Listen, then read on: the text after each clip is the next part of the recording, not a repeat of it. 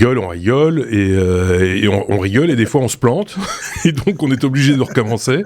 C'est ce qui se passe en dehors des enregistrements des technos. Des fois c'est un petit peu particulier et à l'occasion on vous présentera ça. J'essaierai en tout cas de ne pas oublier d'enregistrer avant de commencer.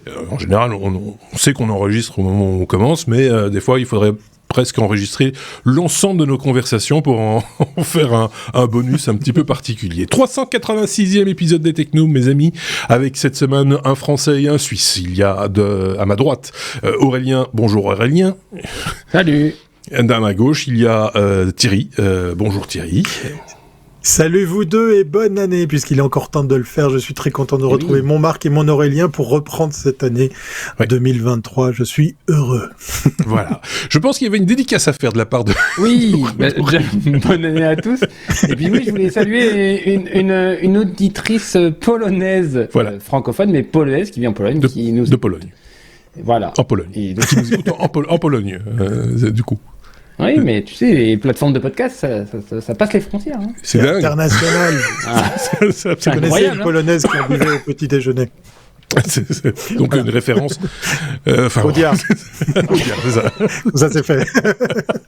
Alors, ça nous fait beaucoup rire, peut-être vous beaucoup moins. Faut être un petit peu honnête. Mais cette scène-là, on a déjà joué une fois. Donc, c'est pour ça que. Je vois qu'on est plus concis. Hein, oui, c'est ça, c'est plus rapide. C'est pour ça que j'explique. J'essaye d'expliquer ce qui se passe, parce que sinon, plus personne ne va rien comprendre. Donc, voilà. Donc, on rit de ce comique de répétition. C'est un petit peu ça l'idée. C'est un abécédaire qu'on vous propose, un abécédaire qui reprend news par news la veille technologique de mes deux petits camarades, puisqu'ils suivent l'actualité technologique, chacun à leur sauce, chacun de leur manière, et chacun, évidemment, percute sur des informations qui les intéressent. En tout cas, ils se disent, tiens, ça risque fort, en tout cas on l'espère, d'intéresser les auditeurs des technos. Je le mets de côté, hop, et je le replace dans l'épisode 386, ici avec Aurélien et Thierry. Et cette veille, à peu près l'ensemble de ce dont on parle, souvent on le partage aussi avec vous via les réseaux sociaux, que ce soit Twitter, Mastodon, Facebook, puisque notre lieu de partage, entre guillemets, est ouvert en quelque sorte, aux 80 pour le partager avec vous. Donc si vous voulez suivre notre veille au jour le jour, vous nous suivez sur les réseaux sociaux, vous aurez comme ça l'opportunité de voir un petit peu vers où les cerveaux des uns et des autres s'égarent.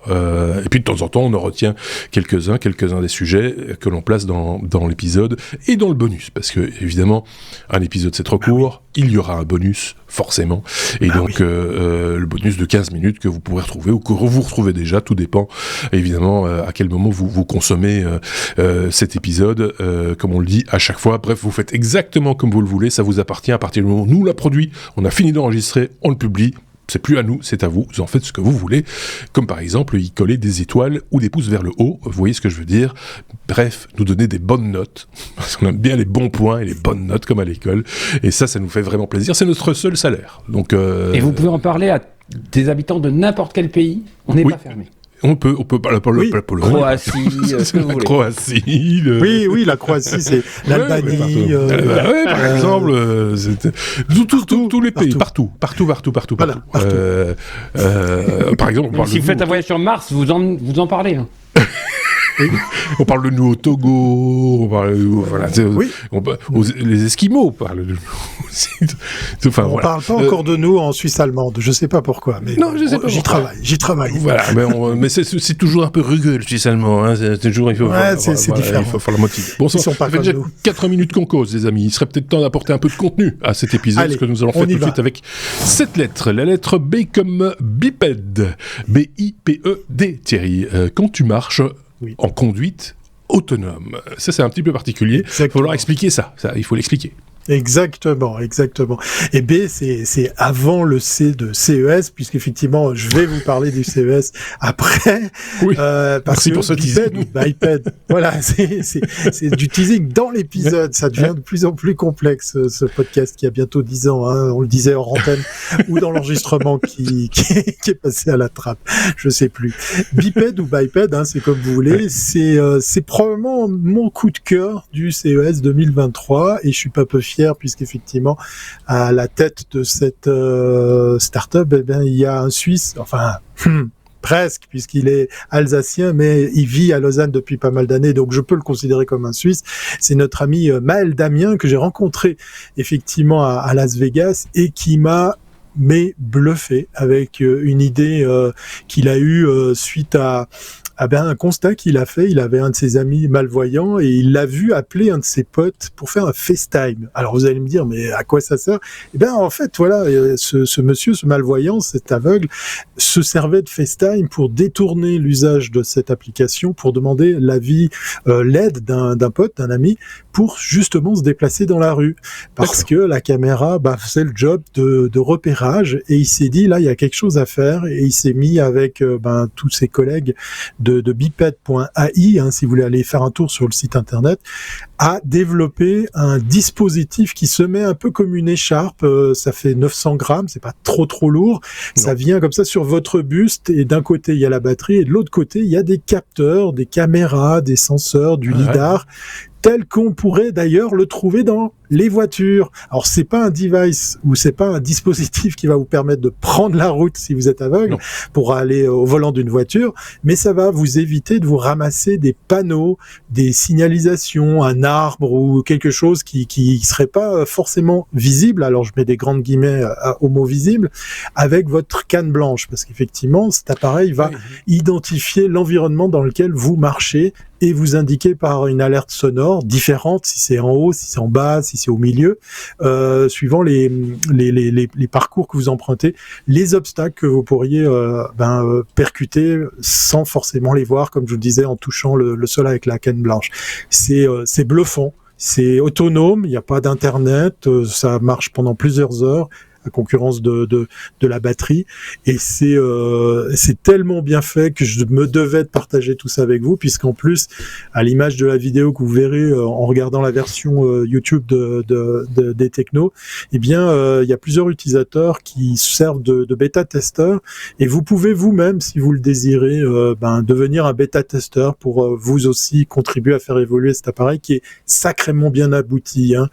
Juste un chiffre: 270 millions dans le monde. Il y a 270 millions de personnes malvoyantes, voire aveugles, qui ont très régulièrement des accidents, qui peuvent se retrouver à avoir des accidents avec un objet qu'ils ne voient pas, comme je vous le disais, enfin qu'ils ne perçoivent pas avec leur canne blanche, comme les fameux panneaux à hauteur d'homme. Et voilà, c'est probablement le coup de cœur que je suis très fier de partager avec vous. C'est biped.ai. Allez vous jeter sur le site internet, allez voir la vidéo qu'on partage avec vous ici pour voir à quoi ressemble cet appareil. Et si vous avez envie de jouer les bêta-testeurs, eh bien, ils vous attendent les mains ouvertes, parce qu'effectivement les bras ouverts, parce que il y a de quoi faire pour faire évoluer cet appareil qui est, comme je vous le disais, sacrément bien abouti. Oui, c'est bien malin, c'est pas très esthétique, mais c'est pas ce qu'on lui demande, c'est pas sa qualité première, et quelque part on s'en moque un petit peu. L'essentiel c'est que ce soit efficace, et je serais tenté de dire que c'est la canne blanche puissance 10, quoi. Oui. C'est un peu ça, puisque l'idée de la canne blanche c'est de pouvoir tâter du terrain et des obstacles. Et là, ça regarde à notre place, ça voit les obstacles et ça les indique, et ça permet aussi de s'orienter correctement. Moi, je trouve ça plutôt malin. Oui. Je sais pas ce qu'en pense Aurélien de ce genre d'outils. Alors, au niveau du design, ça me fait penser à... Alors, ça ressemble à on va dire une toute petite écharpe que vous auriez autour de derrière votre cou, et qui viendrait sur votre le début de votre poitrine. Mais ça me fait penser... alors, je sais plus si c'est Bose ou Sony qui a une espèce d'écouteur qui ressemble étrangement à ça. Je sais pas si c'est inspiré de ça, mais... il y a un produit qui existe comme ça pour écouter de la musique, justement. Quand vous êtes chez vous, c'est des écouteurs d'épaule. Ah, qui viennent se placer sur ton buste. Oui. Mais sur l'application même, sur l'idée de l'aide à la conduite, entre guillemets. Oui. En fait, ça informe des obstacles, mais ça fait pas de guidage au sens... Alors j'ai discuté avec Maël, on peut intégrer beaucoup plus, comme par exemple, ils avaient imaginé d'avoir des alertes sonores très claires, par exemple, le système, comme je le disais, probablement hérité de la conduite autonome, est capable, par exemple, d'identifier des panneaux, de les lire et pourquoi pas, avec la voix de synthèse, les reproduire en son. Là, ils ont vu qu'au niveau environnement sonore, simplement les petites alertes sonores, si vous allez sur le site, vous pourrez même les écouter, ces différents petits bips, ils sont assez doux, ils sont pas trop agressifs, ils sont pas trop intrusifs. Ils ont décidé de revenir à une version plus simple pour les alertes, pour pas que la personne qui est par exemple en train de faire autre chose, de parler avec quelqu'un au téléphone ou de marcher avec un ami, soit pas abruti de messages. Mais j'imagine que la techno pourrait aller plus loin. On pourrait imaginer du GPS, on pourrait imaginer lire des indications. Des plaques de rue déjà. Voilà, par exemple. En tout cas, le système dans les vidéos que vous allez voir, vous allez trouver, va vous montrer effectivement qu'il est capable de lire des panneaux. Ça m'a fait plaisir de voir et de reconnaître les rues de Lausanne où on voit effectivement l'appareil reconnaître des quartiers, des panneaux, des indications. Surtout que les panneaux de rue sont, alors notamment à Paris, de plus en plus hauts et de plus en plus cachés. Alors, écrit c'est clair que la techno GPS aide beaucoup les malvoyants parce que c'est maintenant trouver un panneau, c'est déjà très compliqué. Je pense que c'est même pratique pour les voyants, je te rassure tout de suite à ce stade-là. Oui, j'allais dire. Voilà. Mais bon, voilà. Je sais pas ce que vous en pensez chez vous. N'hésitez pas. On a mis les liens évidemment dans la description. Vous pourrez aller plus loin vers les vidéos, vers le site de Biped ou de Biped, je sais pas comment on dit, c'est pas grave. Allez jeter un petit coup d'œil. Vous nous en direz des nouvelles. Et peut-être que vous connaissez d'autres applications telles que, du même acabit, j'ai envie de dire, ou en tout cas qui vont dans le même sens.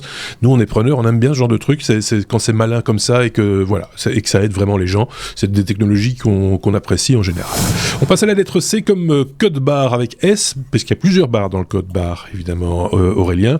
Le code barre qui fête son anniversaire. Happy birthday to you, code barre.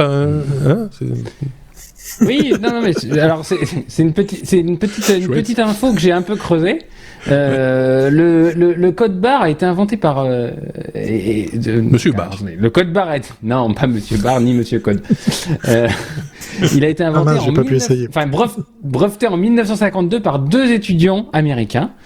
Et du coup, la news en question et les articles que je vous ai mis concernent la disparition du code barre dans les 4 ans qui viennent, qui vont être remplacés par des QR codes. Alors j'expliquerai après pourquoi et comment. Mais ça m'a interpellé cette histoire parce que 1952, ça fait 70 ans que le code barre existe. Et puis au début, c'était très c'était très confidentiel et c'était une réinterprétation graphique d'un code qui pouvait s'apparenter à du Morse.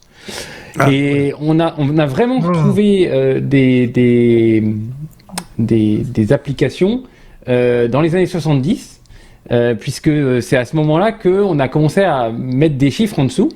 Et ces chiffres, alors je ne sais pas si tout le monde le sait, mais ces chiffres ont une signification qui est assez claire, c'est que le chiffre qui se trouve sous les codes barres des produits désigne le pays d'origine, le code du fabricant et le le troisième nombre, c'est le type de produit. Au début, il y avait 2 technos, il y avait des lignes verticales et des cercles concentriques. Là, on pouvait se dire, c'était pas bête parce que finalement, un cercle, on prend le produit dans n'importe quel sens et on peut le lire. Donc, je me suis dit, tiens, finalement, c'est marrant que ce soit pas forcément la techno qui paraît la plus intuitive qui a été retenue. Et la première vraie application, c'était sur des wagons de train aux États-Unis. A priori, ils reconnaissaient les wagons de train, des codes barres sur les wagons de train. Bref, tout le monde le sait, c'est dans les supermarchés que ça a le plus percé. En 1974, le premier produit est apparu en supermarché avec un code barre et il s'agissait de gomme à mâcher. Alors ça a été hyper popularisé parce que ça coûte rien. On estime que ça coûte 5 millièmes de centimes de la mise en place d'un code barre, alors que toutes les technos qui ont voulu supplanter le code barre, on pense notamment à tout ce qui est puce RFID, ça coûte 7 à 30 centimes. Il y a un rapport plus que 10 entre les deux. Donc la RFID, en tous les cas sur les produits dans nos magasins, on n'a pas trouvé vraiment preneur. Et donc là, l'info, c'est que d'ici 4 ans, les codes barres vont muter vers des QR codes. Alors ça sous-entend plein de choses. Ça sous-entend que tout ce qui est lecteur, caisse, enregistreuse et tout, ils vont devoir avoir double lecteur pendant un moment. Ouais. Et puis le code barre qui aujourd'hui, alors on peut lire un code barre, on peut se servir du code barre notamment pour les applications type Yuka et autres, mais l'intérêt pour le fabricant du produit, en parlant de produits alimentaires par exemple, c'est que au supermarché, dans votre QR code, vous aurez déjà un tas d'informations et que donc vous pourrez les lire très facilement. Et je pense, on parlait des personnes en situation de handicap visuel, par exemple, le fait de pouvoir récupérer un QR code et se faire lire, je sais pas moi, une composition, un Nutri-Score, un pourcentage de masse grasse, je sais pas, de matière grasse, ce genre de choses, directement dans un QR code, c'est un réel avantage. Ne serait-ce qu'un lien vers un site, par exemple, plus complet, complémentaire. Il y a un aspect commercial aussi. Il faut pas le dédaigner. Oui, c'est sûr. La démarche, c'est pas uniquement. Mais ça permettra au niveau. Alors, est-ce que ça limitera ce qu'il y aura sur les packaging? Est-ce que ça sera complémentaire à ce qu'il y aura sur les packaging? Voilà. Moi, je pense qu'il faut continuer à mettre sur les paquets ce qui est ce qui doit être officiel et nécessaire, parce qu'on ne peut pas conditionner l'accès à ces informations primordiales à l'acquisition d'un smartphone ou à un accès Internet ou des choses comme ça. Il faut quand même rester aussi accessible au plus grand nombre, même si aujourd'hui on dit très facilement tout le monde a un smartphone ou tout le monde a Internet. Non, il y a encore des gens qui ne passent pas qui n'ont pas passé le cap et qui sans doute ne passeront jamais le cap parce qu'ils n'en voient pas la nécessité. Il faut quand même garder encore accessibles les informations importantes sur les produits, en tout cas sur les produits de type alimentaire, comme tu le disais. Qu'en pense Thierry finalement le code barre qui disparaîtrait au profit du QR code, et là ça me fait penser à une oui, non, mais oui, voilà, un t-shirt breton, c'est déjà un code barre très très facile à lire. Ouais. Non, mais c'est drôle. Merci Aurélien pour cette news parce que je suis passé pour un gros benet, si je peux parler ainsi. Pas plus tard qu'il y a quelques jours, parce que dans un magasin, je suis allé vers une caisse automatique et je vais pour scanner mes articles pour les payer de façon automatique, autonome. Et là, je bute parce que tout d'un coup, j'ai un objet, un article. Je me dis, mais il est où le QR code, le barcode et tout? Je peux pas le scanner et tout. Et puis, j'ai même pas la présence d'esprit de passer l'article devant le détecteur parce que l'article en question était équipé déjà d'un QR code. Et la vendeuse, mignonne au demeurant en plus, me dit, mais mon bon monsieur, les QR codes, c'est l'avenir, c'est fini les barcodes. Et avec l'ami qui j'étais en train de payer ça, on éclate de rire. Elle avait beaucoup d'humour et effectivement, l'article en question a été scanné sans problème. Donc on est déjà sur des enseignes ici en Suisse sur du QR code. Ça y est, les barcodes sont en train de disparaître. Ouais.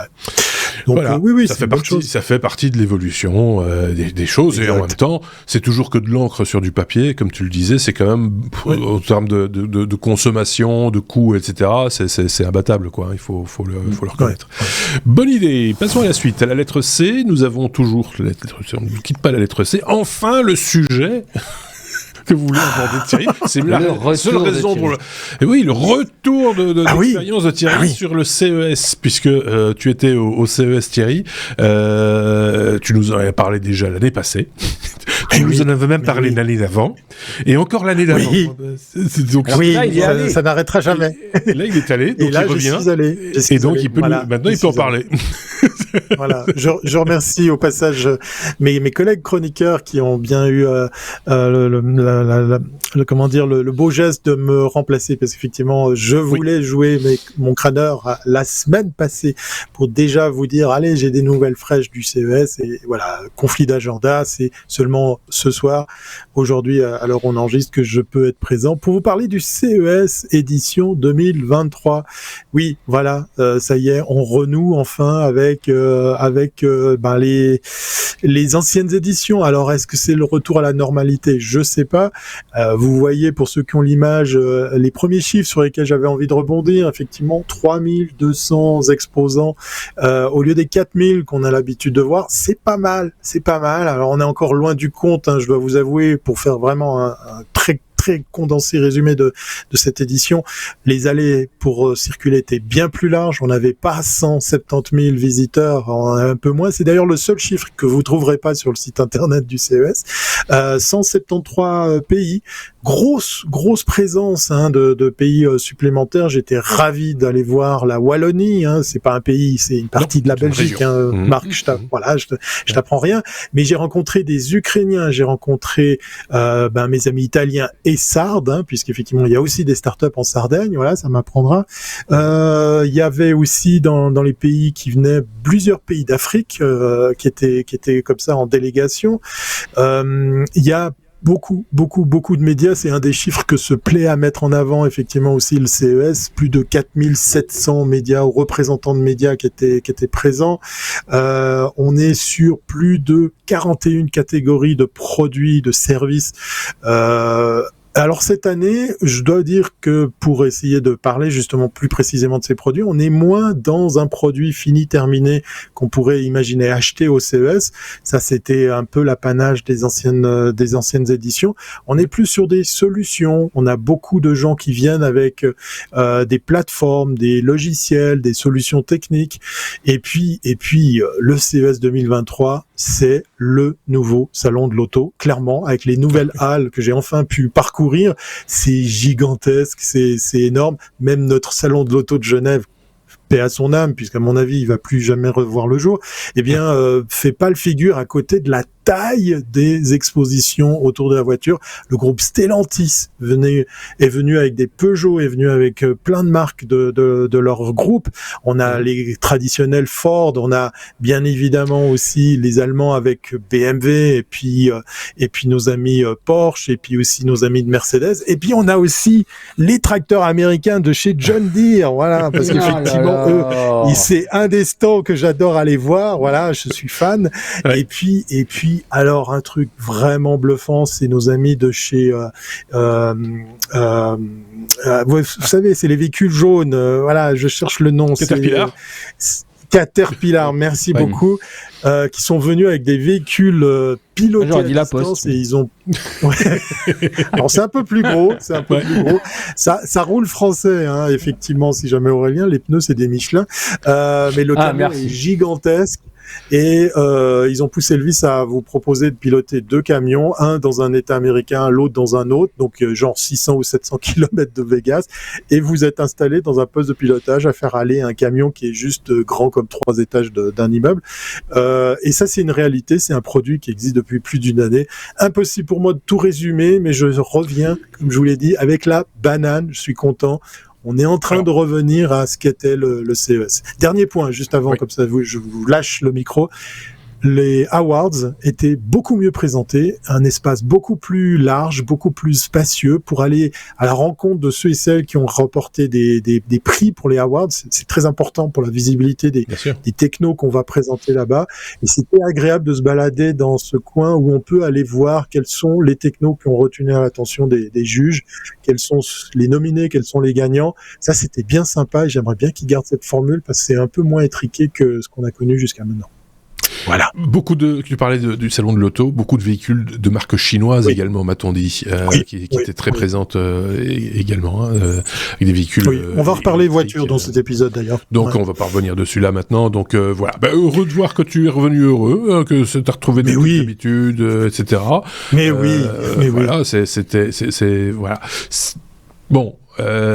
Certains disent quand même que c'est un peu le salon de la transition après la période de vache maigre due au Covid. Ici, on était un peu à la croisée des chemins, et quelqu'un, je ne sais plus qui, c'était dans un autre podcast, je pense que c'était chez Bruno Guglielminetti, qui disait que les années sont en général les années 4 pour le CES, 2014, 2004, si on remonte le temps, 1994, et 2024 risque risque d'être en tout cas une année intéressante parce que les technologies, il y aura plein de technologies qui seront abouties. On parle d'intelligence artificielle, on parle de métavers, on parle de la voiture également, mais encore avec des particularités en plus. Enfin voilà, tout ça, ce sera beaucoup plus abouti, paraît-il, en 2024. Et là, on pourrait vraiment avoir de vraies surprises, on va dire. C'est un peu ton sentiment aussi, je pense. Oui, sûrement. Et puis, grand absent métavers, on nous l'a servi à toutes les sauces. Rêvez pas, on n'en a pas trouvé et puis il y avait rien de probant. Par contre, l'intelligence artificielle, alors oui, à toutes les sauces. Très intéressant dans le coin véhicule tech, de nombreux fournisseurs, de providers de solutions qui viennent avec des solutions logicielles pour l'automotive, pour cette industrie automobile. C'est assez bluffant de voir qu'il n'y a pas que Bosch qui était un petit peu, je dirais, le grand-père de ces équipements, de ces solutions, que ce soit physique ou logiciel. Là, on a beaucoup d'acteurs qui se placent et il y a des choses vraiment très intéressantes et ça en fait un salon de l'auto vraiment très varié. Moi, j'ai passé un bon moment, j'y ai quasiment passé presque une journée dédiée entièrement à l'automobile, puisque je me suis payé le luxe d'aller sur le circuit automobile de Las Vegas pour aller voir la course de véhicules autonomes. Ça aussi, c'était assez bluffant, même si mes collègues, de temps en temps, se louaient des Lamborghini et des Ferrari et des Porsche pour tourner sur un autre circuit juste à côté. Ça faisait un peu plus de bruit. Voilà. Oui, on imagine. Je sais pas si Aurélien avait un truc à rajouter vite fait, parce que là, on est un petit peu à la bourre sur notre conduite, mais je t'en prie. Mais oui, c'était juste pour vous dire que moi je vois plein, et j'en reparlerai notamment dans le bonus, de techno qui se préparent pour 2024, pour les jeux, notamment les jeux en France. Oui, les Jeux Olympiques. Qui tirent beaucoup de tech, je trouve, qui tirent beaucoup de sujets tech. Oui. Donc vivement l'année prochaine, j'ai presque envie de vous dire, mais il va se passer plein de choses d'ici là, donc n'ayez crainte, il reste des choses à dire, comme par exemple, on va parler des grèves. Ça, c'est très à la mode. Oui, en France, c'est très... En France, pour l'instant, il y a une guerre quelque part dans le monde. Non, mais c'est pas de celle-là que je vais parler, tiens. Ah, d'accord. On va parler d'une boîte tech en grève, ce qui est assez rare, il faut le souligner. Voilà, c'est pour ça que... Voilà. Alors, c'est encore des amis de Thierry, puisque je vais parler d'Ubisoft. Alors, Thierry m'a appelé il y a je ne sais plus quand, que Ubisoft, le Ubi voulait dire Union des Bretons Indépendants. Déjà, ça me fait rire. Exactement. Et ça, voilà. Non, mais ça, le jour où tu m'as appris ça, je me suis dit, mais c'est pas vrai. Mais en fait, si, c'est vrai. Non, mais personne ne le sait. C'est ça qui est drôle. Bref. Donc, les équipes de Ubisoft Paris, alors ils disent Paris, mais en fait, ils sont à Montreuil, pour être tout à fait clair, ont fait un appel à la grève pour demain, vendredi 27. Suite aux déclarations de Yves Guillemot, qui est le CEO de Ubisoft, parce que les résultats de cette boîte de développement de jeux vidéo essentiellement ne sont pas vraiment à la hauteur de ce qu'ils attendaient. Ils attendaient une croissance à plus 10 et en fait c'est plutôt une décroissance à moins 10, enfin une croissance à moins 10. Aïe. Une décroissance. Oui. Et du coup ça frictionne un peu.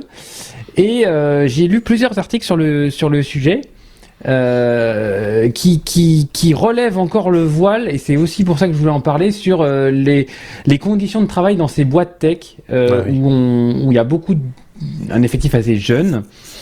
Et il y a une pression assez forte, notamment par rapport à des dates de sortie. En fait, Ubisoft annonce il y aura la nouvelle version de Mario qui doit sortir courant 2022, par exemple. Et donc, tout le monde se met à fond pour tenir ces délais. Enfin, tous les développeurs se mettent à fond pour tenir ces délais-là. Et ils appellent ça des périodes de crunch, où certains disent clairement qu'ils font des semaines à plus de 100 heures de travail. Ils vivent plus, quoi. Voilà, ce qui est quand même un peu tendu, je trouve. Ouais. Et puis voilà, avec après qu'il y a un management qui ne serait pas des plus, on va dire, tendre, voilà. Donc il demande, enfin les raisons de la grève, c'est un peu ces histoires de management et de coupes, parce qu'il y aura des coupes dans les effectifs forcément. Il demande la semaine à 4 jours. Alors, est-ce qu'ils feront... Parce que c'est pour être 35 heures en 4 jours, je ne sais pas, mais en tout cas, c'est ce qui est demandé. Ouais. Et puis, ils demandent des augmentations de salaire. Et dernier point à noter, qui était aussi dans un autre article, c'est que il y a eu aussi chez Ubisoft, comme chez Active Blizzard, vous savez, c'est une autre boîte de jeux vidéo, des affaires pas très reluisantes sur les comportements, des comportements envers des minorités, des femmes ou autres. Donc c'est compliqué. Ces boîtes de tech, je pense que c'est bien qu'il y ait des mouvements comme ça quand ça va pas, que ça grogne un moment, parce que ça grogne un moment. Toujours l'impression, l'image de la boîte tech où tout est, on sort souvent cet exemple, regarde, c'est chez Google, ça a l'air super, c'est Babyfoot on joue machin, etc. Mais c'est pour la galerie, en fait, hein. C'est parce que les mecs derrière, ils sont obligés de bosser, parce qu'il y a ça tourne, les gens restent pas plus de 6 ou 8 mois, en général, parce que c'est voilà. Donc, et à un moment donné, ils perdent pied, ils sont obligés de partir, parce qu'ils sont déjà, avant 30 ans, ils ont déjà chopé une dépression ou un ulcère de l'estomac, quoi. Je veux dire, c'est juste complètement abominable. Tout ça pour atteindre des objectifs et des promesses qui sont même pas faites encore au public. C'est juste pour essayer de dépasser la concurrence, en fait, hein. C'est essentiellement ça. Donc, c'est bien de bouger. 100 heures semaine, ça commence à causer, hein. Oui, ça fait, ça pique. Je pense que ta vie de famille, elle est morte, hein. Ça laisse peu de place à la bagatelle, quoi, par exemple.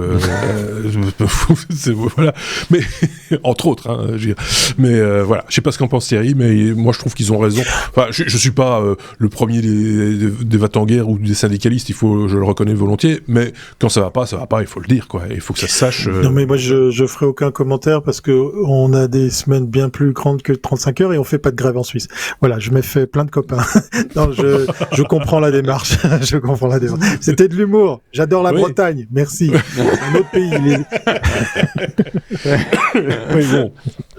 Après, quand c'est pour ta propre boîte, tu vois, que tu bosses, voilà, tu fais ce que tu veux. Mais quand c'est pour la boîte de quelqu'un d'autre, enfin voilà, il y a des règles quand même, il y a des lois, il y a des protections des employés, etc. Enfin, il y a un règlement de travail, enfin, il y a plein de choses qui encadrent tout ça, et ce sont des acquis, et il faut continuer à les respecter. Ça a été durement acquis, justement, et donc voilà, faut pas laisser traîner les choses. Ça veut pas dire pour autant qu'on n'est pas passionné par son boulot, et qu'on n'a pas envie de bien le faire, c'est juste pas n'importe quelle condition, quoi. Allez, on passe à la lettre I, Thierry, pour parler d'imprimante BIM. Alors, l'acronyme, j'oublie tout le temps ce que ça veut dire, BIM. Je sais qu'il y a bâtiment dans le bidule. Parce qu'on va parler bâtiment, on va parler construction. BIM, ça veut dire quoi? Oui, mais on va surtout parler de Belgique. Alors, BIM, c'est l'abréviation de Building, je sais plus quoi. Voilà, je vous laisserai le mettre dans les commentaires. Je voulais faire mon intéressant. C'est loupé. Non, en gros, je vais aller sur Wikipédia comme d'habitude. Oui, voilà. Pendant ce temps, je vous explique pourquoi je vous parle de BIM. C'est une technologie qui permet de créer, de dessiner toutes les couches que vous avez à créer quand on construit un immeuble. Donc il y a le sanitaire, l'électricité, mais bien évidemment, j'allais dire le cadastre, la dimension des pièces, des murs, des épaisseurs, des coffrets et des canaux pour distribuer par exemple toutes sortes de passages pour les câbles, etc. Alors, BIM, justement, ça voilà. Résume tout. BIM, Building Information Modeling, ou encore Building Information Model, ou encore Building Information Management. On a fait ce qu'on appelle un rétro acronyme en français qui dit de bâti immobilier modélisé. Voilà, ça c'est en français. Voilà. Ça fait au moins 4 raisons de ne pas savoir ce que ça voulait dire. Oui, c'est ça. Voilà. Ça retient pas. Voilà. Moi-même, je l'ai sous les yeux et j'ai déjà oublié. Donc, voilà. Mais le BIM, c'est bien. Le BIM, c'est tellement bien que chez nos amis wallons, j'étais très content et très heureux. Alors, si vous vous reconnaissez, pour ceux et celles que j'ai rencontrés au CES et qui venaient de Belgique, eh bien, je vous salue parce que j'ai passé un bon moment sur votre stand et surtout avec de très bonnes bières. Mais ça, c'est une autre histoire. Ouais, alors, il y avait de la bière. Oui, il y avait. Alors, juste pour la parenthèse, je vais faire très vite. Offrir des boissons au CES, c'est très compliqué et ça coûte très cher parce que vous êtes obligé de passer par un fournisseur qui vous taxe le droit de bouchon et vous êtes obligé de vous acquérir les services de serveur et de barman attitré au CES, ça coûte une blinde. Donc, il paraît que le verre ne fait plus ça. Le verre de vin rouge dépassait les $15, paraît-il. J'ai pas de peine à croire que ça soit à ces prix-là. Voilà. Alors, ça donne une bonne ambiance et j'ai adoré prendre du temps à arpenter le stand de la Belgique. Et j'ai fait connaissance justement avec Beam Printer, une imprimante qui fait qui part de ses plans dessinés sous Beam. Donc, vous imaginez par exemple tout un étage de votre building. On parle pas de quelques mètres carrés, on parle plusieurs dizaines voire centaines de mètres carrés. Ouais. Un plateau, et c'est juste incroyable. On a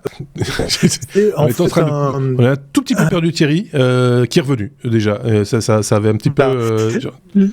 Tu rames un petit peu. Je suis désolé, effectivement, ça lag, c'est la lenteur suisse. Donc, l'idée, elle est toute bête. C'est en fait un dispositif qui est sur roulette et qui va se déplacer sur ce plateau et qui va imprimer en taille 1:1 tous les repères dont ont besoin, par exemple, les électriciens, les maçons, enfin tous les corps de métier. Vous allez pouvoir revoir les images où vous pourrez vous jeter sur le site internet de Beam Printer.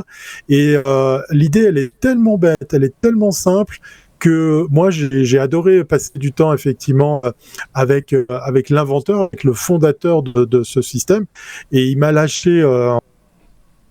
Je vends une imprimante, ça me rentabilise ma venue ici au CES, et je crois qu'il a fait de bonnes affaires. En tout cas, le produit s'adresse bien évidemment à le monde de la mais j'étais pas peu fier, de faire briller la Belgique au travers de cette petite news que je partage avec vous, avec une idée que je trouve très simple, mais redoutablement efficace. Voilà, c'est Beam Printer. Ça va intéresser les architectes et les professionnels du bâtiment, bien évidemment. Voilà. Et ça a l'air bête comme ça. J'avais déjà vu cette news et ce produit, j'avais déjà vu ça dans une autre info plus ancienne, mais c'est bien d'en reparler. C'est que ça projette, en fait, c'est une bombe de peinture, quoi, en gros, qui fait les traits. Mais on va dire, une bombe de peinture, c'est quand même un trait, ça fait 4 cm, 5 cm de large, un trait de bombe de peinture. Oui, mais c'est pas là qu'est la précision, c'est que ça trace aussi un trait dans la peinture, un fil noir en quelque sorte, qui lui est beaucoup plus précis et plus proche je vais pas dire du millimètre, mais quand même pas loin, du demi-centimètre en tout cas, ça c'est sûr, pour donner un peu plus de précision encore à ce marquage au sol. Et l'idée, c'est de faire tourner cette machine, en gros, quand les ouvriers sont pas sur le chantier, la nuit par exemple, le plateau, la dalle a été coulée, le plateau, on le libère, on retire les outils, les machins, on met l'imprimante, elle fait son petit tralala, elle va mettre les couleurs à gauche, à droite, et le matin, très tôt, comme c'est souvent le cas dans le bâtiment, quand les ouvriers arrivent, ils savent exactement où ils doivent commencer à poser le placo, les machins, Exact.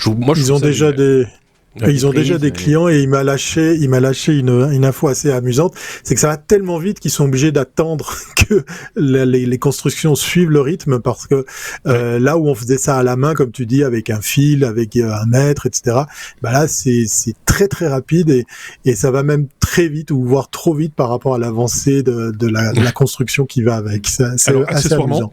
Dans les visuels qu'on vous présente, il y a également des pistes d'athlétisme, parce que ils se servent de la même technologie pour tracer les lignes sur les pistes d'athlétisme, avec une précision redoutable du coup, et je suppose que il y a aussi là une économie d'échelle pour les gens qui doivent entretenir les pistes d'athlétisme et repeindre les lignes.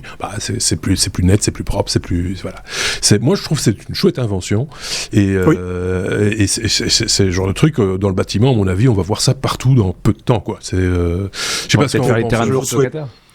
Ouais, je le souhaite. Je sais pas ce qu'on pense. Je disais, ils pourraient peut-être faire les terrains de foot au Qatar maintenant, ils sont plus trop utilisés. Oui, c'est un peu tard maintenant. Oui. De toute façon, mais les lignes doivent être effacées. Donc voilà. Mais moi j'aime bien ce genre de technologie, parce que c'est quand même grandeur nature. Là, ça prend. Oui, c'est du 1-1. Oui. Et donc on a déjà il faut que la machine soit bien calibrée aussi. Il faut bien la positionner au départ, etc., pour pas dessiner n'importe quoi. Mais c'est quand même, ce sera toujours plus précis, à mon sens en tout cas, qu'un report à la carte avec un géomètre, etc., qui va venir tirer des lignes, et voilà. Moi je trouve ça plutôt bien. Dites-nous ce que vous en pensez chez vous, et si vous avez déjà vu cet appareil fonctionner, ou que vous avez une expérience avec, n'hésitez pas à nous le rapporter, parce que ça nous intéresse vraiment. Allez, on est à la lettre S comme Suzuki. Aurélien, généralisation des boîtes de vitesse sur des véhicules électriques. On avait parlé de ça, je t'avais même posé la question à un moment donné, rappelle-toi, est-ce que ça vaut la peine de mettre une boîte de vitesse sur un véhicule électrique? Et tu me verras balayer ça du revers de la main en disant bah non, parce que c'est une question de couple, machin, etc. Je lui dis ok, ta vie de couple, t'en fais ce que tu veux, mais quand même, il y a des boîtes de vitesse. Et donc, effectivement, tu reviens sur le terrain. Oui, je reviens. Oui, non, mais en fait, c'est une petite news qui parle de Suzuki. Suzuki, qui est une petite marque japonaise, enfin une marque japonaise, petite, oui, qui, justement, qui n'a pas forcément pris le train de l'électrique au moment où il fallait le prendre. Donc, du coup, ils ont moins de, enfin, en tous les cas, l'article précise qu'ils ont moins de R&D que certaines grandes sans doute marques. Voilà. Ouais. Et donc, ils ont fait notamment un partenariat avec Toyota pour partager des briques technologiques liées à l'électrification de leurs véhicules. Et donc, ils ont notamment fait un partenariat avec une société canadienne qui s'appelle InMotive. Et cette société canadienne, elle propose une transmission à 2 rapports qui s'appelle InGear. Alors, je vais vous expliquer un peu comment ça fonctionne et pourquoi. En tous les cas, cette techno, elle permettrait, d'après InMotion, une augmentation de l'autonomie de 15%. D'accord. Ce qui est quand même pas négligeable, ou une augmentation de l'accélération de 15% également. Donc, ou une diminution de la batterie, de la taille de la batterie. Oui, enfin voilà, si c'est ça. ISO Le rapport on veut. Quoi. Voilà. Donc, en fait, généralement, vous avez un moteur électrique, un premier train d'engrenage et un deuxième train d'engrenage qui vient entraîner l'arbre des roues avec le différentiel et tout. Et donc, ce système InMotion, c'est un système qui vient se mettre à la place du deuxième train d'engrenage et qui est équipé d'une chaîne. Et il y a il est à 2 rapports. Pourquoi ? Parce qu'en fait, cette chaîne, elle est toujours reliée au moteur, au premier train d'engrenage. Et côté différentiel, on a 2 engrenages concentriques, l'un au-dessus de l'autre. Et pour passer d'une à l'autre, d'un des rapports à l'autre, on vient effacer le premier train d'engrenage pour que la chaîne tombe sur le deuxième train qui est en dessous. Alors, vous avez une vidéo dans le lien du podcast qui explique très bien ça. Alors, comme tu me le disais, il y a Porsche avec la Taycan, il y a Audi e-tron, avec la fameuse e-tron GT, pardon, qui ont ces systèmes à engrenage pour justement, alors 2 choses, soit pour aller au-delà de la vitesse nominale du moteur, c'est-à-dire que le deuxième rapport chez Audi, il est enclenché après 150 km/h. Ah oui, quand même. Oui. Quel est Alors, c'est pour ça que je te dis, quel est l'intérêt de rouler à plus de 150 km/h avec une voiture électrique? Je te laisse me répondre. Et puis, la deuxième chose, c'est que le moteur électrique que vous avez là à l'image, il a un diagramme couple-vitesse et il a un rendement qui n'est pas le même lorsque vous êtes en train de démarrer au feu, donc à des faibles vitesses fort couple, et où il a un rendement qui est dans ce cas-là assez mauvais. Ouais. Et puis lorsque vous êtes à 90, à 90 lancé, là, boum, vous êtes à forte vitesse, faible couple relativement faible, et là, il y a un très bon rendement. Voilà. Ouais. Et ce très bon rendement complète largement le mauvais rendement du démarrage. Enfin, tu me diras, plus on fait de ville, plus on a un mauvais rendement. Mais alors, voilà, le jeu, en fait, alors, c'est tout le jeu. Que ce soit en thermique ou en électrique, c'est tout le jeu. C'est-à-dire que, aujourd'hui, les constructeurs, ils te calibrent ta boîte de vitesse en fonction du moteur du moteur thermique de la voiture, pour que, suivant la norme, parce que la fameuse norme NEDC que passent les véhicules pour te donner les grammes de CO2, la consommation sur autoroute, la consommation mixte et la consommation urbaine, ils choisissent les rapports de réduction justement pour avoir les meilleurs ratios sur cette norme-là. Et puis, en électrique, ils font pareil. En électrique, ils vont te mettre une boîte de vitesse qui vont faire que sur la norme NEDC, ou enfin c'est pas la norme NEDC pour les véhicules électriques, mais sur la norme qui donne les autonomies et des véhicules électriques, eh ben ils soient au rendement max tout le temps. Comme ça, ils démontrent qu'ils ont une meilleure autonomie, ils démontrent qu'ils ont le moins de pertes. Donc un argument commercial, quoi. C'est ce que j'ai envie de dire, c'est que c'est optimiser son design mécanique et électrique pour que là où on donne des informations commerciales, on soit au meilleur rendement. Mais c'est pas pour autant que l'utilisateur, le consommateur, va l'utiliser dans ces normes-là. Jamais. Tu parlais de 150 km/h par exemple, même si apparemment il y a un projet en Allemagne de supprimer la vitesse maximum. Voilà, c'est toujours un projet qui je sais pas pour quelle raison, mais bref. Alors qu'on sait que c'est la vitesse qui tue sur les routes. Enfin, la vitesse et l'alcool, mais la vitesse tue. Donc 150 km/h, à part sur circuit, on peut imaginer. Ceci dit, moi, j'ai rien contre l'idée qu'il y ait des sports moteurs électriques. Tant mieux, j'ai presque envie de dire. Mais ça ne correspond quand même pas à la demande du monsieur, madame, tout le monde qui achète sa voiture, quoi. Justement, l'article dit que j'en ai parlé il y a pas très longtemps de la CVT, la Continuous Variable Transmission, donc la boîte de vitesse à rapport continu, que sur la e-Golf, donc de Volkswagen, ça n'apporterait que 4% en plus d'autonomie. C'est voilà. Donc marginal, quoi. Ce que j'ai envie de dire, c'est on avait une solution très simple avec un moteur électrique, juste des engrenages qui étaient tels qu'ils étaient et c'était simple. Quand je vois le système à chaîne avec le tendeur de chaîne, on rajoute de la mécanique là où les portions du cylindre qu'on vient décaler pour que ils disent que avec des pièces d'usure, des choses comme ça. Tu sais le portable pliant. Oui, c'est ça, mais c'est ça. Quelle belle comparaison. Je vais remettre, parce que tout le monde n'a pas compris, mais je remets l'argument. Le portable pliant, je dis, c'est pourquoi rajouter de la mécanique, là on en a retiré. Et ici c'est un petit peu la même chose. L'électrique permet de retirer de la mécanique, même si j'adore la mécanique et que les mécaniciens font des choses formidables, clairement, aussi on peut considérer que en rajouter avec des pièces d'usure, avec des courroies à changer, etc., c'est une régression, quoi, quelque part. C'est surtout si ça n'apporte rien à l'utilisateur de manière générale. Je pense que tu as bien enfoncé le clou sur la boîte de vitesse pour les véhicules électriques. Je ne reviendrai plus jamais dessus. Voilà qui est fait, qui est en ordre. Tout le monde est d'accord. N'embêtez pas Aurélien. Et je tiens à préciser, et je le souligne 3 fois au Stabilo Boss, si je puis me permettre, que Aurélien est notre spécialiste en moteur électrique, en véhicule électrique, en déplacement électrique, en tout ce qui est électrique. En gros, voilà, c'est son métier, donc on lui fait une entière confiance quand il nous donne son avis. On va pas commencer à le contredire. Une petite sonnette qui fait dring-dring, on peut sur le véhicule électrique, ça on peut, hein. Ça nous coûte ça, okay, il faut pas tout le temps l'activer, sinon tu perds. Non, c'est ça, parce que ça énerve. Allez, on est à la lettre S comme Sony. Il y en a des sujets cette semaine. Thierry, on parle de Sony qui sort la PS5 de l'automobile. Oui, tout à fait. Elle était avait 2 sujets jeux vidéo ce soir, ça va pas du tout. Mais quand Sony sort la PS5 de l'automobile, ça veut dire qu'il la sort du coffre de la voiture. Voilà. Non, alors là, j'ai pas pu résister à vous parler effectivement encore de voitures, puisqu'effectivement, on a un spécialiste des moteurs et des véhicules électriques avec nous.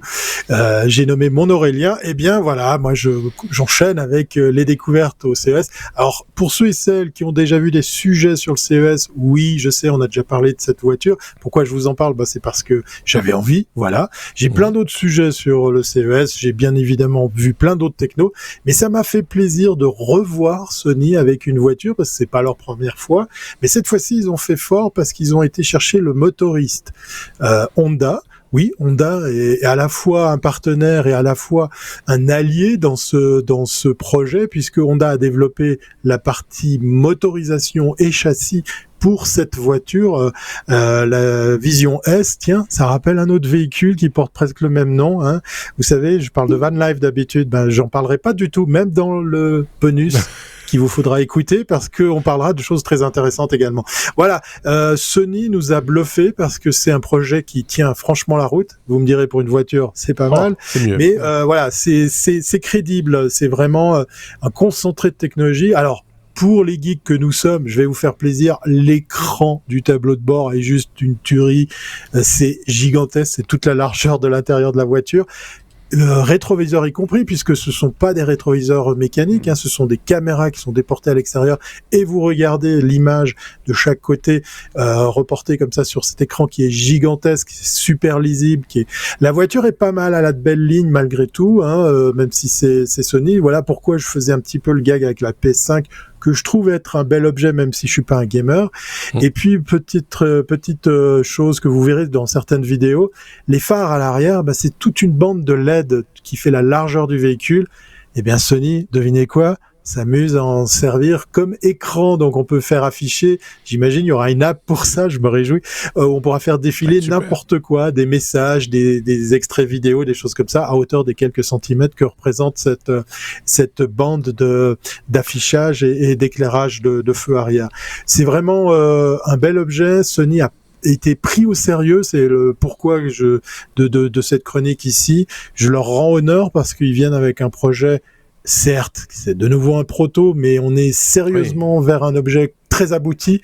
J'ai envie de croire qu'il va voir le jour, parce qu'il y avait pléthore de gens. Allez voir les vidéos de présentation de ce véhicule mis en scène devant des écrans LED.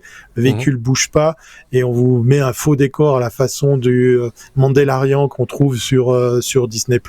Vous savez, vous êtes immergé dans un faux décor où ce sont que des écrans et c'est leur lumière qui restitue l'ambiance dans laquelle on est. Non, là, Sony renoue avec l'innovation, le beau, le bluffant, là où ils perdaient pas mal de vitesse, je trouve, sur pas mal de produits où ils sont un peu à la traîne. Donc Sony, nouveau constructeur automobile, affaire à suivre, mais on va le suivre de très très près parce que ça tient franchement la route. C'est une Honda Sony. Est-ce que c'est une série spéciale Honda plutôt qu'une Sony tu vois, non, c'est le moyen de Sony. C'est le moyen de Sony de dire, écoutez, nous on n'est pas fort dans la motorisation et aussi pour les questions de châssis, mais tout le reste on sait faire. Et tout le reste, c'est du Sony. Ils ont fait. Donc on a vraiment l'électronique, on a la sécurité, on a le logiciel aussi, on a vraiment beaucoup de choses sur lesquelles Sony vient comme un expert. Donc moi je trouve que c'est une force de dire, voilà, on est allé chercher des bons, d'autres japonais bien évidemment, mais cette partie-là, on a fait confiance à ce partenaire. Pour le reste, on sait tout faire pour le reste. Et c'est un bon démonstrateur. J'ai vu le doigt d'Aurélien se lever. Ouais, il paraît que sous l'écran central là, qui est magnifique, il paraît qu'il y a à gauche un Discman et à droite un Walkman. Alors j'ai vu des Walkman. Voilà. Oui, on ose imaginer que le son, oui.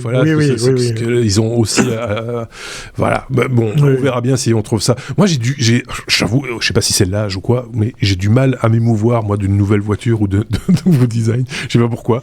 Je suis peut-être pas le seul. Je crois que je suis malade. Je suis devenu, voilà. Et, je ne me sens pas touché par ce genre de. Généralement, je te comprends. Généralement, c'est les fourgons aménagés, moi, qui me font triper. J'en ai vu au CES. J'ai vu tous nos amis qui fabriquent, voilà, on y reviendra pour les batteries et les trucs comme ça. Non, là, la voiture, elle me plaît, elle a quelque chose. Puis j'ai envie de faire confiance à Sony qui nous fait un démonstrateur pour tout le reste des technologies qu'ils maîtrisent. Alors, à l'image du gag du Discman, le son, j'imagine, parce que j'ai pas pu mettre mes fesses là-dedans, c'est les choses gardées. Ça doit être, ça doit être bien fichu, ouais. Franchement, si tu l'achètes, Thierry, je pense que tu serais le premier Suisse à l'importer. Oui, je pense aussi. Oui, même le premier européen. Le premier européen, le continent, continent européen. Pardon. Bon, alors il faut que je vende un troisième rein pour l'acheter parce que ça va être compliqué. Avis, ça va être des prix assez, voilà. Ça va piquer. Allez, on passe à la lettre W comme Wi-Fi, Aurélien. Sauriez, vous êtes Wi-Fisé. On peut maintenant nous pister et je pense qu'on avait déjà effleuré ce sujet. Je ne sais pas si c'était déjà avec toi, Aurélien, ou avec un autre chroniqueur. cœur, mais il avait déjà été question de... c'était toi, Thierry ? C'est possible. Oui, je vous en avais parlé. Il était question d'espionner grâce au Wi-Fi, ou en tout cas d'extrapoler la présence de personnes ou d'obstacles, etc. avec le Wi-Fi. Mais tu peux en reparler, il n'y a pas de souci. Je vais faire rapide. Oui, c'est deux chercheurs de l'université de Pennsylvanie qui ont utilisé 2 routeurs. D'accord. Mais des routeurs tout à fait standards, TP-Link Archer A7. Vous avez le modèle exact dans le truc. Regardez, ça coûte le prix d'un routeur. Pas grand-chose. Pas grand-chose. Et donc, grosso modo, ils prennent une pièce et ils en mettent un d'un côté, l'autre de l'autre. Il y en a un et puis donc ils prennent la main sur les routeurs, et il y en a un qui émet un signal Wi-Fi, l'autre qui le reçoit, et à partir de ce qu'ils reçoivent versus ce qu'ils ont envoyé, ils arrivent à prédire. Alors, il y a un réseau neuronal, il y a un algo entre les deux. Ils arrivent à prédire la présence et la posture d'une ou plusieurs personnes, et donc à compter le nombre de personnes. Alors, ils ont une image filaire des personnes, vous verrez, dans le c'est comme si un peu vous avez triangulé. Merci, triangulé vous imaginez que vous avez triangulé, merci Marc, des personnes, et donc ils sont capables de compter le nombre de personnes à partir dans une pièce. Alors, ça fait un peu peur, parce que forcément, il y a pas besoin d'avoir de caméra dans une pièce. Par contre, il y a plein d'applications qui pourraient être reposées là-dessus. Moi, j'ai travaillé il y a quelques années sur un système qui cherchait à savoir combien il y avait de personnes qui passaient par exemple dans des toilettes, et donc d'adapter les cadences de ménage en fonction du nombre de personnes qui y passaient. D'accord. Des femmes de ménage. Mais sans mettre de caméra, du coup, parce que on peut pas sans mettre de caméra. Sans mettre de caméra. Donc c'était purement c'était une façon d'estimer, je peux pas en dire plus, mais c'était une façon d'estimer la fréquentation, le nombre de personnes. C'est ça, et de se dire, s'il y a 10 personnes qui sont passées dans la journée, je peux faire une fois le ménage dans la journée. Par contre, si c'est une aire d'autoroute et qu'il y a 4000 personnes, ou s'il y a qu'une seule personne mais qui est restée pendant 12 heures, on peut aussi passer. Voilà, ça peut. Donc voilà. Donc selon eux, les premières applications seront pour les personnes âgées. Je trouve ça plutôt pas mal, et parce qu'ils vont pouvoir, par la détection de posture, détecter les chutes et l'inactivité.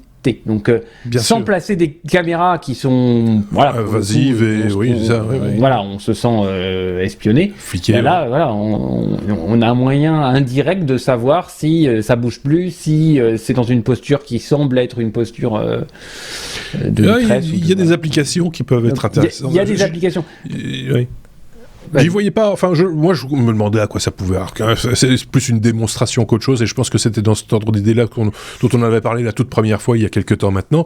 C'était la démonstration, parce que ça fonctionne, ça calcule la vitesse des ondes. Enfin, il y avait tout un truc pour arriver à déduire la présence de corps, etc. Donc j'imagine qu'on a rajouté une petite couche d'intelligence artificielle là autour pour arriver à interpréter ces fluctuations d'ondes, de fréquences et autres. Et là, c'est vrai que dans le cadre d'un hôpital ou d'un EHPAD, par exemple, pour surveiller un peu le flux de personnes, pour savoir si les gens sont toujours sur leurs jambes, etc., ça a du sens. Pourquoi pas, effectivement. Il faut voir ce que ça coûte aussi, après. Ça, c'est un autre... 2 routeurs. Ça coûte 2 routeurs, oui, mais t'as quand même le software maintenant qui va... Oui. C'est là que ça va se situer, le problème. Donc, voilà. Ok, bon, parfait. On passe à la lettre... Oh, tiens, encore un W. Et cette fois-ci, c'est pour un oui mais non. Ça n'arrive pas chaque fois. C'est un peu la surprise de l'épisode. Même si c'est indiqué dans la vignette de l'épisode, si vous regardez bien. Oui mais non, c'est quoi ? C'est une information technologique, certes, mais improbable, mais technologique, certes, mais improbable. Mais technologique, certes. Mais improbable. Certes, Thierry, et c'est toi qui nous l'as déniché ce oui mais non. Quand on... ah oui, mais je connais ça, j'ai vu. Quand ton pipi est aussi analysé, c'est aussi une information CES. Exactement, et c'est nos copains de WeThing qui viennent avec le U-Scan, ça s'écrit U-Scan, et juste en parenthèse, eh bien c'est pas le seul qui venait cette année, j'ai dénombré pas moins de 2 autres technologies moins intrusives que celle-ci, avec un autre procédé, sur l'idée du constat qu'a fait WeThing, sur le fait que c'est dommage quand on va faire pipi qu'on n'en profite pas pour faire autre chose. Alors je vous parle pas de consulter votre smartphone, je parle de votre urine. C'est dommage de pas en faire quelque chose, cette urine. Eh bien, en fait, ils se sont dit, on peut faire beaucoup de choses en analysant cette urine, et ils ont inventé ce U-Scan, qui est un disque de presque 10 cm de diamètre, qui vient se fixer pile au centre de la cuvette, à la partie avant, que vous soyez un homme ou que vous soyez une femme. Oui, c'est ça. Alors, on imagine que dans les 2 cas, vous asseyez pour faire la petite commission, c'est quand même la condition sine qua non pour que ça fonctionne. Vient recueillir le précieux liquide, ça d'après eux, parce qu'effectivement, on va pouvoir analyser plein de choses. Alors déjà, petite prouesse technologique, c'est sans contact, c'est un capteur optique. Oui, le liquide va passer derrière, et au fond du disque, vous avez un capteur optique devant lequel l'urine va être analysée. C'est un peu le Nespresso du pipi, parce qu'en fait, il faut des petites cartouches, il faut les changer tous les mois. On nous vend l'idée que c'est simple, que c'est hygiénique, c'est facile, il suffit de rincer et tout. Bon, moi, je suis pas prêt à l'idée d'aller faire ça à chaque fois, parce que en fait, ces cartouches que vous allez installer vont être dédiées à certains types d'analyses. Ouais, c'est ça. Là où WeThing se fait taper sur les doigts, c'est que ça commence à... Oui, voilà, Arabica, vous pouvez choisir. Il y a toutes sortes de senteurs. Ils se font taper sur les doigts parce que ils trouvent la presse, les médias sont lâchés là-dessus pour dire ouais non mais quand même, ça va un peu loin, juste dans nos chiottes. Les gars, si vous faisiez votre boulot, les médias, vous auriez vu qu'il y avait non pas une, mais 3 sociétés au total présentes au CES qui proposaient des produits analogues. Et je dois donner raison à WeThing, c'est vrai que l'analyse d'urine renferme plein d'indications précieuses. Est-ce qu'on a tous envie d'être fichés avec notre pipi ? C'est une autre histoire, c'est une autre question, c'est pour ça que je vous la mets dans le oui mais non. Tout le monde part.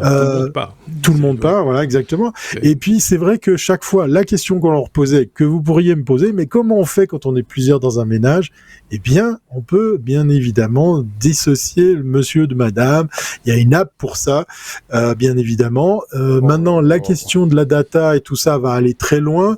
Mais si vous êtes porteur de montres connectées, vous devriez déjà vous poser ces questions depuis longtemps. C'est pas juste le pipi auquel il vous faudrait faire attention. Moi, j'ai trouvé sympa. J'aime bien WeThing parce que dans le cas précis, ils avaient vendu, ils avaient été rachetés, puis ils se sont rachetés et ils reviennent et là, ils marquent un grand coup. Ça fait partie. Je peux vous dire qu'il y a eu du passage sur le stand. Oui, et puis je pense que ça fait partie de l'arsenal entre guillemets qu'ils exploitent, la balance connectée, la montre connectée. C'est un écosystème. C'est un écosystème, le tensiomètre et autres, c'est cher, hein. Ce bidule-là, c'est 500 €, je crois. C'est placement de produit, placement de prix, il est un peu. Il est quand même un peu élevé. Il faut les recharges. Il y a les recharges. En plus, il faut racheter, il faut mettre les mains dans le. Oui. Donc voilà. Il y a quand même du travail autour. Mais tout le monde ne veut pas. Hein. Par exemple, il y a des hommes d'État qui ont un service à eux, qui quand ils vont par exemple en voyage à l'étranger, qui les suivent pour récupérer leur pipi et leur popo, pour ne pas qu'un éventuel ennemi analyse son contenu pour en tirer des conclusions sur la santé de l'homme d'État en question. Ça se fait beaucoup, paraît-il. Moi, je fais jamais popo, je fais des arcs-en-ciel. C'est essentiellement le cas chez les hommes d'État russes. Donc voilà. Mais c'est très sérieux. Donc voilà. Bon, c'est un ouais mais non en demi-teinte, j'ai envie de dire. Ça dépend. Oui. Ça dépend un petit peu de ton taux de sucre. Voilà. Qu'est-ce que vous voulez que je vous dise de plus ? Est-ce qu'on a un truc à rajouter ? Non. Pas là. Pas maintenant. Dans le bonus. Venez au bonus. On va vous mettre ça dans le bonus, évidemment. Avant ça, évidemment, n'hésitez pas à partager cet épisode avec vos amis, à en parler autour de vous, à venir simplement nous laisser des petits commentaires. On est très friands de vos commentaires, ainsi que de tout ce que vous pouvez faire autour des technos. C'est un peu aussi votre podcast, il faut bien le reconnaître depuis le temps. Bah oui. Vous l'appropriez, vous faites ce que vous voulez avec. C'est comme ça, je vous l'ai dit au début. C'est cadeau. Merci beaucoup Aurélien, merci beaucoup Thierry. Pas de citation aujourd'hui parce que j'ai oublié de prévoir la citation du jour, donc ce sera peut-être j'en ferai 2 la semaine prochaine. Alors j'en ai un qui sait attendre. J'en ai une, c'est celle. Ça peut aller avec le oui mais non. C'est une citation des nuls. Le sexe c'est bien, mais quand on pense qu'on fait pipi avec, c'est quand même autre chose. Voilà, je vous laisse là-dessus. C'est n'importe quoi. C'est une citation des nuls, voilà. Moi, j'essaye de rattraper le coup en essayant d'en trouver une vite fait parce que j'ai un stock, donc je vais essayer d'en trouver voilà, c'est pas non, ça. Je crois que ça va être compliqué. Je vous le dis tout de suite. Ça va être très compliqué. Non, pas ça non plus, parce que en plus de ça, je dois faire attention à pas remettre 2 fois la même. C'est ça, c'est pas que c'est compliqué. On a déjà fait plusieurs. Ah bah tiens, j'en ai trouvé une. Attendez. J'espère que ça va fonctionner. 2 secondes, on fait ça, hop. Messire, un sarrasin dans une chariote du diable, c'est tout ferré, il y a point de bœuf pour tirer. Ah, non, ça c'est pas une citation, c'est dans le film Les Visiteurs. Ça n'a strictement rien à voir. Donc... autant le savoir. On a super relevé le niveau. C'était l'occasion de l'utiliser celui-là. Tu vois, je savais pas quoi faire, donc j'ai trouvé. Merci à tous, merci à vous. On se dit à très très bientôt, évidemment, avec le bonus et un prochain épisode la semaine prochaine. Passez de bons moments avec d'autres podcasteurs. Il y en a plein d'autres qui proposent des chouettes contenus aussi, donc n'hésitez pas.